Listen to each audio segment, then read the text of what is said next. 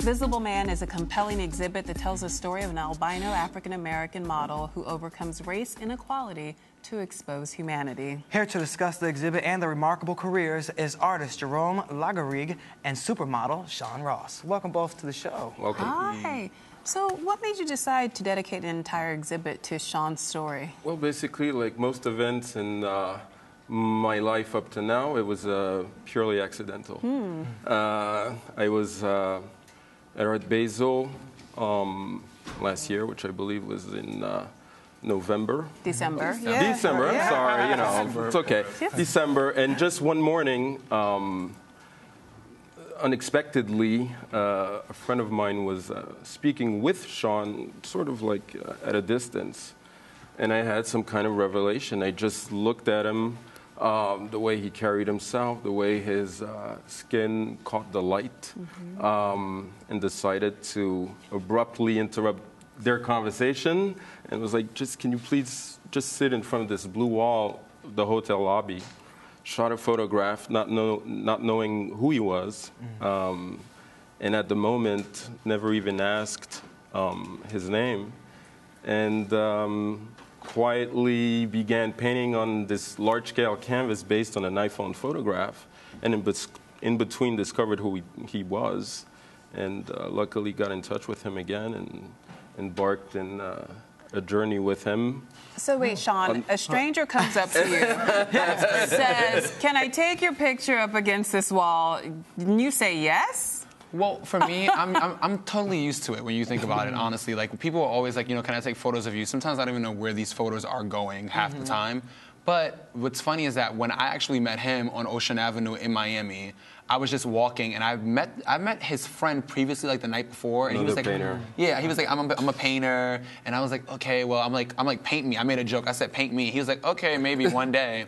And Jerome, is a very he's an artist that who's to himself. He's really about his art, and he didn't want to like bother, but his friend was talking to me. He was behind him, and he was like, he just came out of nowhere and was like, "Can I take a photo of you?" And then literally months later, I have an email from my agent, Mimi at Next Models, and she's like, "Hey, this guy wants to show you this photo he painted of you." And I saw the painting inside of the email and flipped. Wow. And he said, "Can we meet in Red Hook? And I want to show you the painting." And we met in Red Hook, and he said, "You know what? I think you inspired me to do my next show." And now it's growing into a whole exhibit. So tell us more about the exhibit, what we can expect, and also what you hope people will take away from it. Well, having discovering Shaun afterwards and so you had developing, no idea I had he was no a idea who he supermodel. was. Really? No idea. He's lucked out. And where was I, right? And I feel embarrassed to admit that I was probably in my studio, looking for something silly to paint. But nevertheless, it's actually a blessing in disguise that I never knew who Shaun was, because I wasn't in the business, and still not really, of documenting fame and, I don't know how to explain it, but painting celebrities wasn't my thing. No, I understand. There's and a human element. You get to discover him through really fresh eyes. Yeah, absolutely. And I like to develop sort of an intimate rapport with my models, with my muses, quote unquote. And this was only the second time around that I felt compelled to develop an entire body of work on one person. And actually, Shaun's the first one where I actually painted one person that much back to back. Wow. Shaun, what does that feel like to be a muse?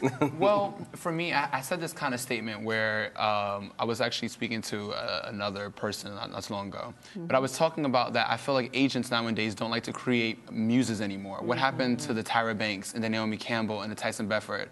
All we have today when we look at models is simply just like these blank canvases. We don't know your name. We don't know anything about you. You're just walking with clothing, and you're not given any accent to your life. Where a little bit of you can't show. And designers don't like that. They don't like models to overpower their clothing. Yeah. So muses aren't created anymore. So when I found out that somebody saw the muse in me, I simply said to them, "You get it. You totally get it." Yeah. And now we just have this whole masterpiece. And what I want, honestly, from people to take from this is just that the modern day Mona Lisa? Why is it that we have to go to museums and look at history and it's something that has happened? Why can't history be something we're living through? Well, you're making history at the same time, and you're the first male albino model. How does it feel to be a pioneer and be breaking down barriers? It's definitely a cool thing. I mean, definitely I get a little bit overwhelmed sometimes because when you're young, you don't. It's almost like being a news anchor. It's like, being the first. You're like, how? This world is so big. What is it? 7 or between 6 and 8 billion people? I don't know the exact number, but it's a lot. Yeah. So for you to be that single one person that has that title, it's like, how? We exist in the world where there's so many things, and I feel like all those possibilities are taken up. Well, how did it come to be? How were you discovered? Well, when I was 16 years old, I used to do dancing, actually. Yes, I used to dance in my house crazy. And I painted you dancing. You did? Sort of. And we so basically I put up this YouTube video, and it was of me dancing, and this guy literally hit me up inside of my YouTube account and said, hey, I think you can be a model. And I'm like, okay, weirdo. Is this like some scam model or something? Do I have to pay a fee? And he's like, no, I really think you can. I said, okay. So I begged my mom. I said, Mom, I really want to go downtown and see this guy who wants to take photos of me. My mom said, it's probably a scam. I said, no, let's go and do it. I went downtown. I took photos with him, and literally 3 hours later, I signed my first contract. Wow. 3 hours? And then, I signed that Tuesday, and that Friday, I had my first big meeting ever in fashion, which was with P. Diddy, face-to-face, just me and him one-on-one. Never worked with him, because he's a great guy, and he really is. And now you've gone on to great things like dancing in Beyonce's video. Everyone knows you from that, being there with her. Yeah, Beyonce is she's an amazing spectrum. Happy birthday, Beyonce, by the way. Yeah, we're going to talk about it later in the show, but since you're there, happy birthday, baby. Happy birthday. But she's an amazing person, and if it wasn't for Ty Hunter, who's her stylist, who's like a godfather to me, I wouldn't have done any of those things. Probably wouldn't be half the places that I am in my career, to be honest with you, simply because him and Beyonce have also inspired me. When I first met Beyonce, the first sentence she ever said to me, I got in her Escalade, and she says, "You are so beautiful." And when she said that, I literally was just like, oh my God, I can't believe this. I can imagine. Great story. Wow.